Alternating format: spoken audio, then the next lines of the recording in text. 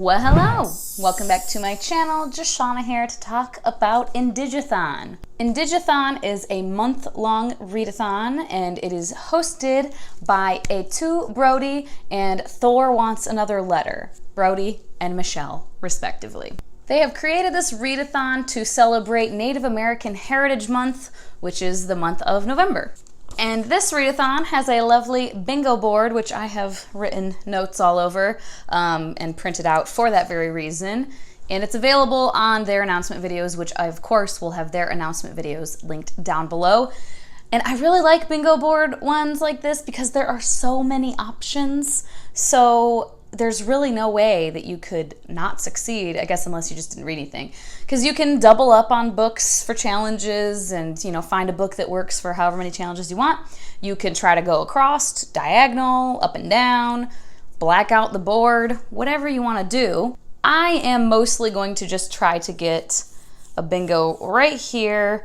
And then one of the books that I have, though, that I've wanted to read it for a hot minute, and it fits a couple of these challenges, it's just down here randomly. So I'm gonna try to black out as many as I can, but definitely gonna try to get a bingo right here. And in order to do so, the books that I have selected and the challenges that this would fit, because there are many.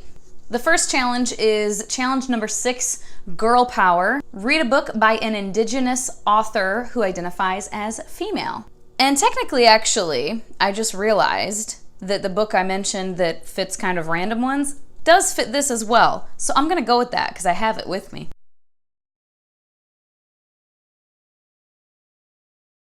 And that is Gods of Jade and Shadow by Sylvia Moreno Garcia. I have had my eyes on this for a hot minute. I've heard pretty much nothing but good things about it. This will be my 3rd attempt at a Sylvia Moreno Garcia book because I tried, The Beautiful Ones, and I didn't love it. And then I tried Signal to Noise, or Signal to the Noise, and that one I think I just wasn't in the mood for. It wasn't that I disliked it and never want to pick it up again. I just was not in the mood for what it was at the time.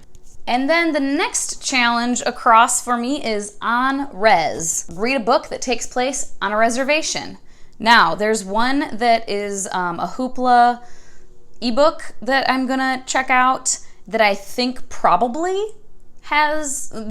will fit this, but I'm not totally sure. But that one is Myths and Tales from the San Carlos Apache by Pliny Earl Goddard. And this was from 1918.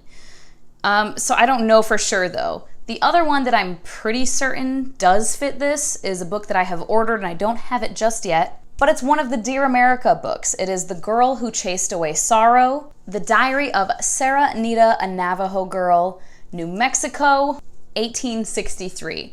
I don't think I've read this one, and I do have another one already that is about a Native American girl, but in that one, it's someone who gets sent to these schools, these white schools, so it's definitely not on res, but this other one seems like it is, so fingers crossed that either that or the Myths and Tales will fit this challenge. With this one, I'm kind of, wow. Just kidding. Your face. You're like, eh. So with this challenge, I'm kind of like winging it and just hoping that one of these books fits. For the next one, the challenge is intersectional. Read a book with an intersectional Native character or written by an intersectional Native author. And for that, I'm going with The Way of Thorn and Thunder, which is actually the selected book for the Too Old for This Shit book club. The Way of Thorn and Thunder was purposely selected for November for the book club because it fits in with number 1, IndigAthon, but number 2, it fits the theme of November being Native American Heritage Month. And from what I understand, once again, I haven't read these books. I don't know for sure all of the things. I'm not positive if the author, Daniel Heath Justice, if he is LGBT or not, but I believe there is LGBT representation in the book, so that should fit. And then the next one is short story collection. Read a short story?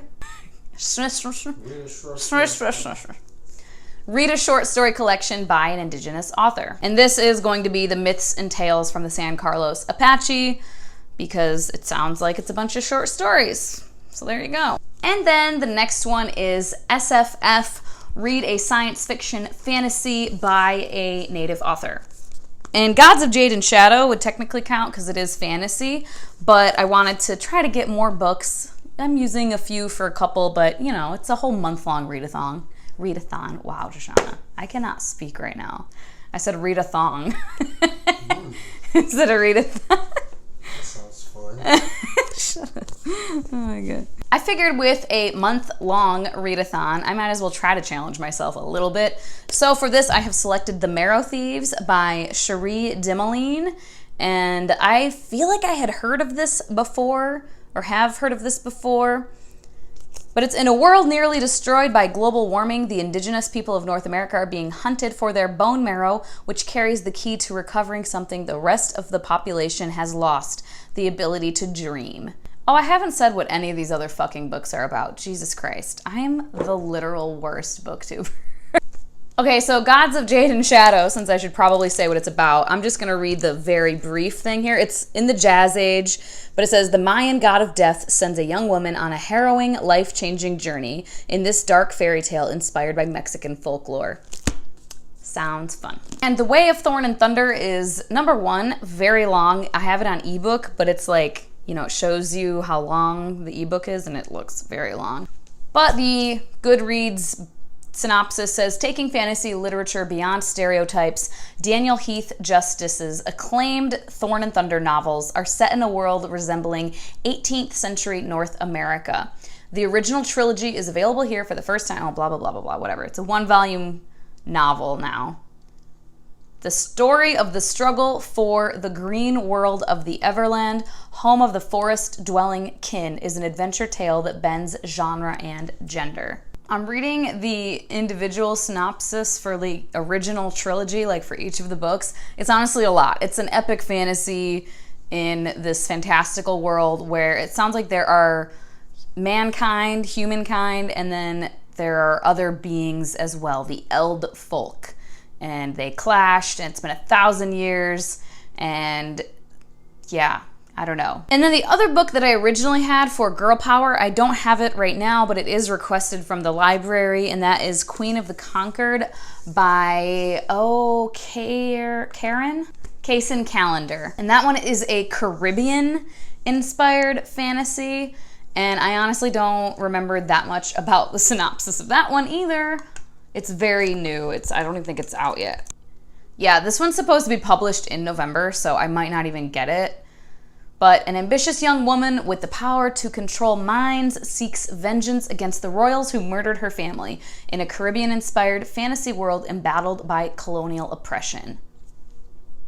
Sign me the fuck up. Fingers crossed that I will get that one this month. I might not, so I'm glad that I found another book to fit the girl-powered one. All right, that is all. This is my second attempt at filming this video, and I feel like I still kind of fucked this one up, but I'm not doing it a third time, so this is what we get.